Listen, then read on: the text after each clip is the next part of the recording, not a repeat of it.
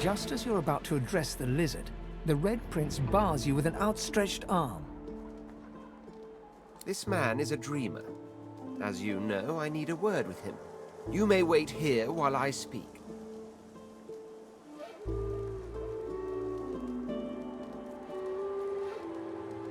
Permission indeed. He bids the dreamer stand up and pay attention, which he does in a groveling and awkward manner.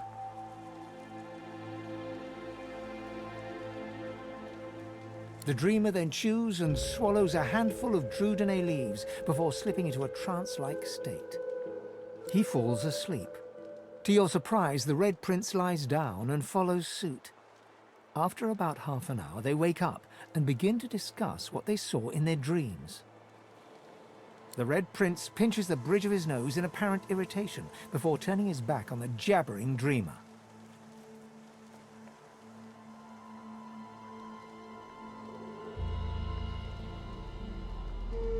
You receive a withering glance in response. A deserved bit of sarcasm, I suppose. But though this sting-tailed fellow may be a less than stellar specimen in the firmament of dreamers, the dreams themselves prove to be quite elucidating. Turns out I'm being hunted by an enemy I didn't know actually existed. The myth-shrouded House of Shadows. The dreamers, though, they're on my side, and they've visions of me on the throne. Of course it is. I was born with the promise of an empire, and that promise will be kept. But to keep it, I must find a second dreamer, a greater one, a more experienced traveler of the dream world. Bahara is her name, and she resides in the swamplands east of the fort. So, let us make our escape and venture there post-haste. You know, I could tell you all about swamp dreamers too if I chewed that much Drudene. Oh, do hold your prickly tongue.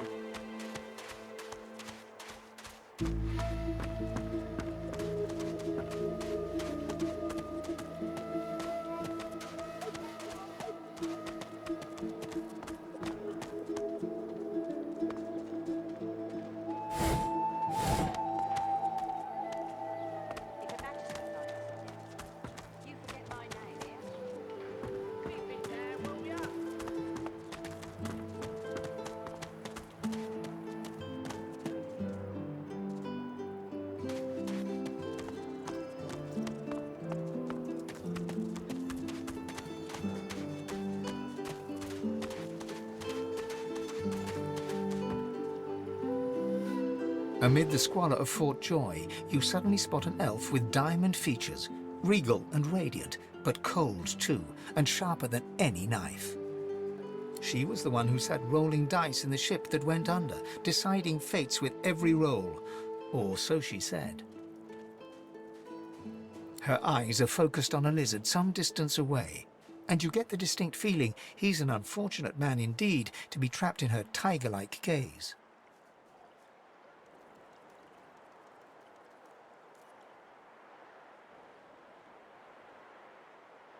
No sooner have these words left your mouth than she turns about and grabs you in a stranglehold. You feel the tip of a long needle being pushed a little ways into one of your neck's vertebrae. You caught me off guard. No one catches me off guard. Better tell me who you really are, or this time I'll let my needle do the licking.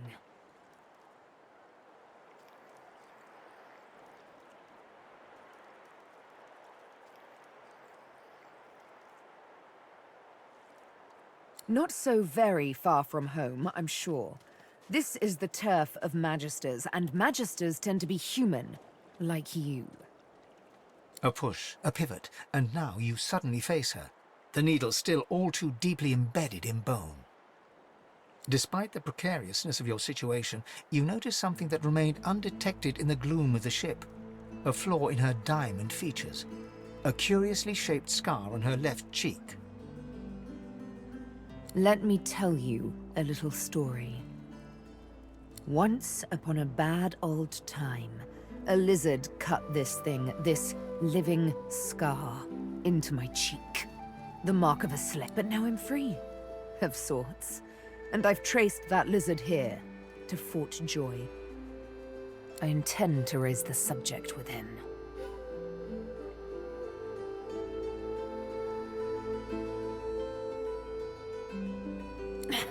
No! She drives the needle in deeper and whispers. In truth, it does not matter in the least who you really are. You saw me mark my prey. You could warn him, save him, or kill him before I get my chance. That makes you a liability. That makes you needle feed.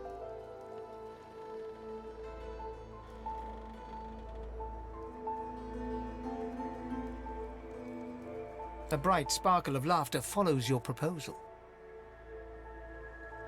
Ha! How amusing. I admit I had not seen that twist coming. I was certain the pitiful begging was about to begin. Make your case and do it quickly. Why should I join you?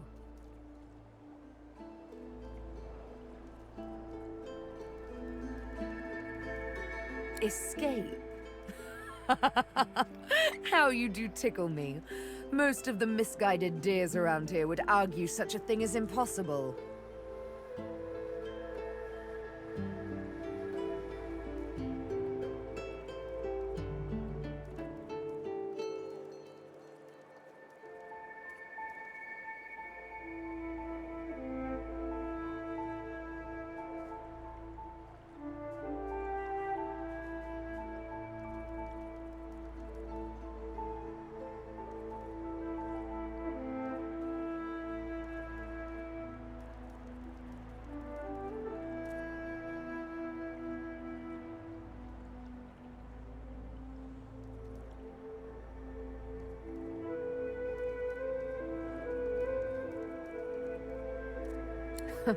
Well played. Oh, little needle mine, what should I do? Push or pull? The agony of You know what? Today is a rather fine day. Sunshine and an easy breeze. Yes, I'll let you live. I'll even agree to travel with you, provided we talk to that lizard I mentioned. I'm not quite sure the weather will save him. With a casual flick of the wrist, she withdraws the needle from your neck and smiles, as if she just invited you to sit down for tea.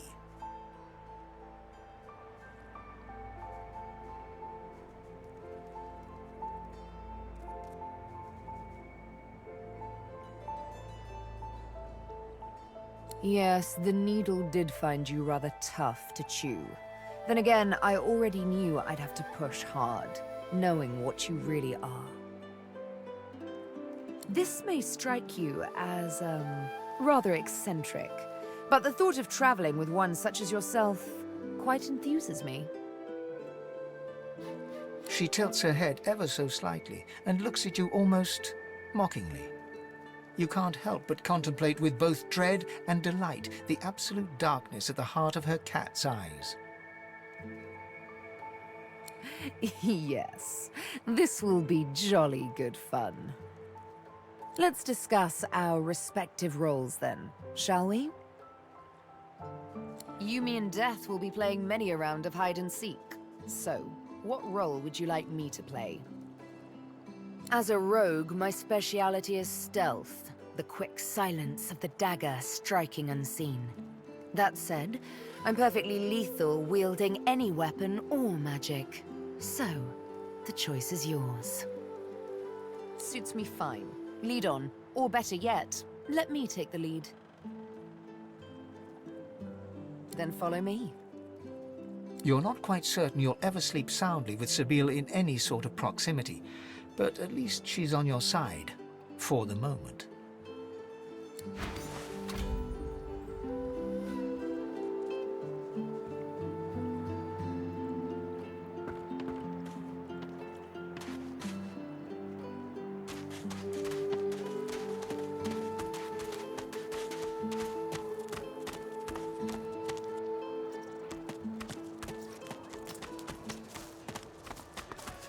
As if those bleeding dwarves did me so much.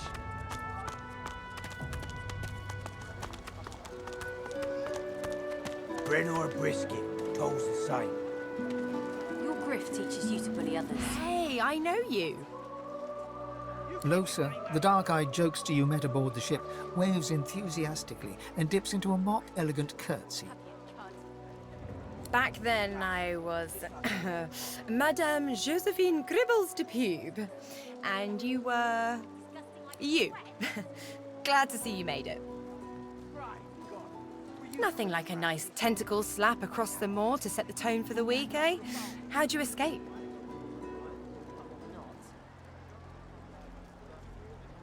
Me too. Did you hear something? When you were in the water, I mean.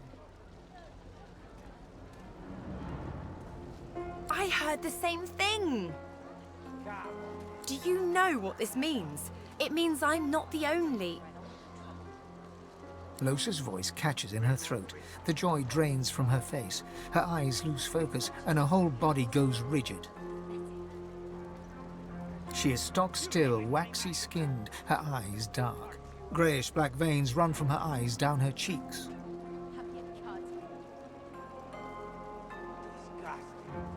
Her head snaps to you mechanically, and her eyes lock with yours, dark pupils dilated into great black voids.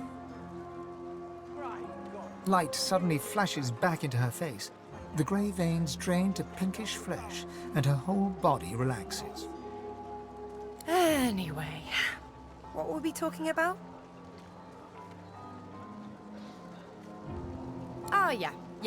It was a shipwreck, all right. Not much more to say about it, I guess. Papa Joris used to tell me, Lóose, he'd say, Lóose, you ever find yourself in a sinking ship, follow the rats. They'll find you a way out. Applies to a lot of situations, actually. Vermin tend to know what's what. Your grift teaches you to bully others. I've given a few shows around Reaper's Coast. Might be you saw a poster or a flyer. Might be you even heard about the, incident. Well, I was giving this concert up on Overlook Hill. There was a great crowd. They were really feeling it. But I guess it was too good. I had me a little sauce flare-up. Everyone went a bit, I don't know, wild, rabid. I snapped out of it before anyone got hurt, but the Magisters caught me backstage afterwards.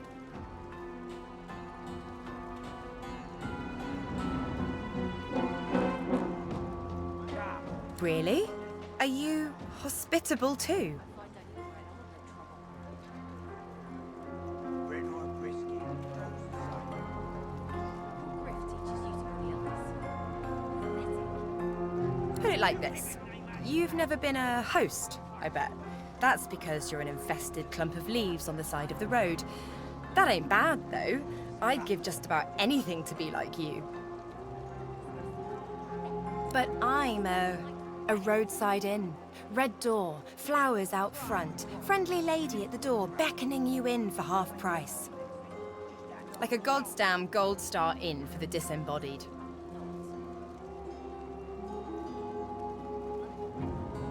She gives you a searching look. You seem pretty well adjusted.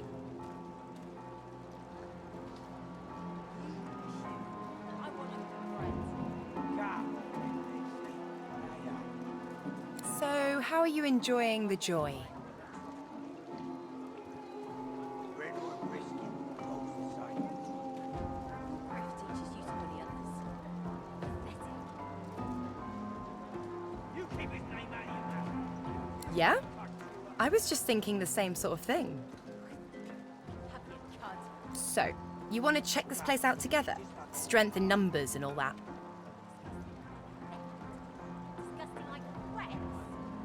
It does, right? Before we head out, I've got more than a few tricks up my sleeve, so you'll have to pick which one I'll pull out if, when, push comes to shove. Lately I've been into the enchanting arts, but I can shoot, slash, summon, steal, whatever your little black heart desires. So, what'll it be?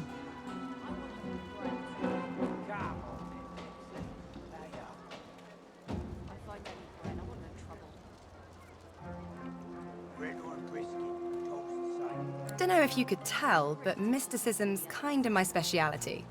Let's get into the nitty-gritty while we're at it. What sort of magic are you interested in?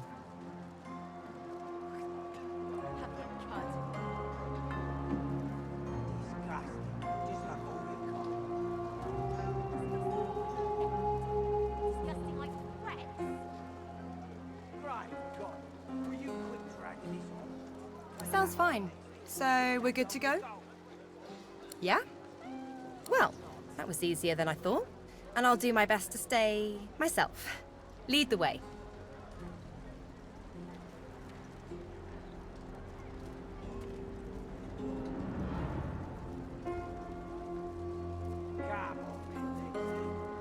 Well, duh. I'm sure that disguise will fool most people, but I'm a very sensitive and discerning soul. Most fleshy folks aren't really alive anyway. Don't sweat it. Or whatever it is you do. Now, let's go. Have you, cud? Disgusting. Just like all your kind. This is not your business, Long Pig. Don't let this moss muncher talk to you like that. Especially a cheapskate like this one. Griff already knows she don't like to pay her fair share.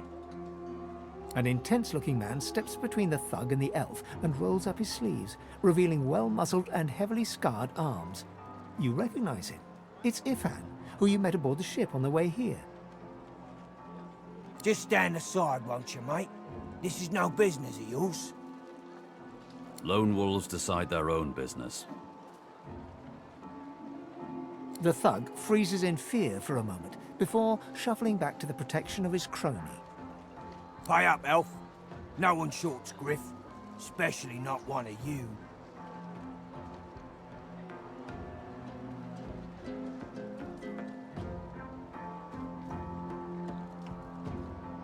Burrow looks you both up and down, sizing up your combined threat.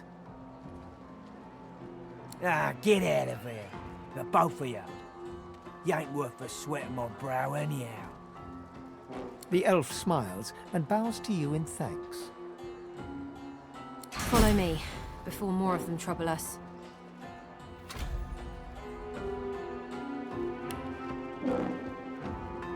There is a safe place.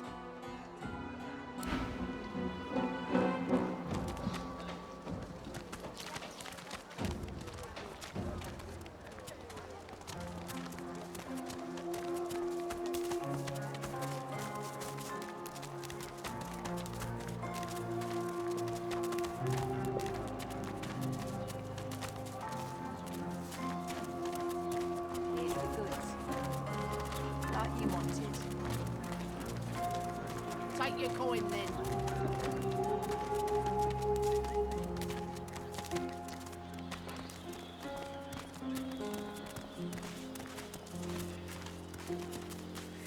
Medicine? What a shame. All you need's a strong constitution and the gods will take care of the rest. Oh, Emmy.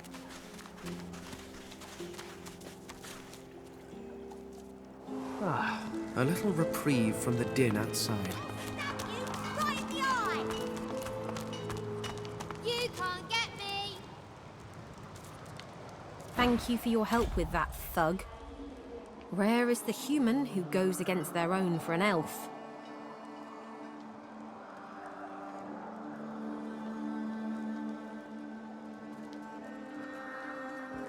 The elf appears momentarily puzzled by your comment, but then offers you a dignified little bow.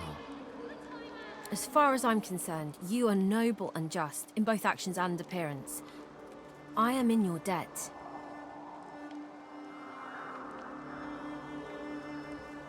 In this cave, we trust the healer.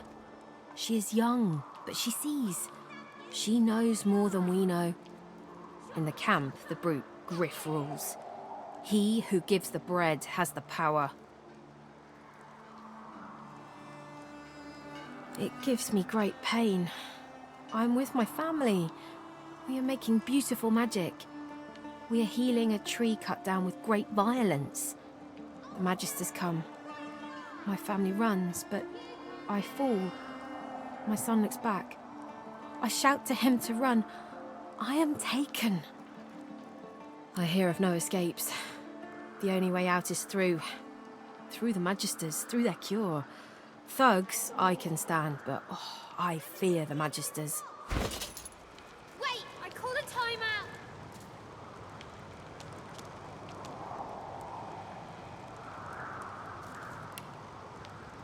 I know they help.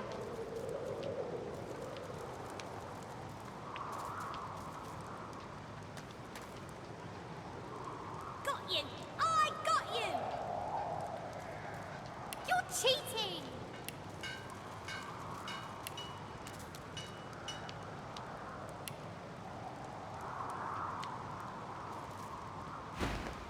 Wait, before you go. I am not here without your help. I do not forget this. For you, a prize. I save it for a special occasion, but I can think of no finer occasion than this. Thank you.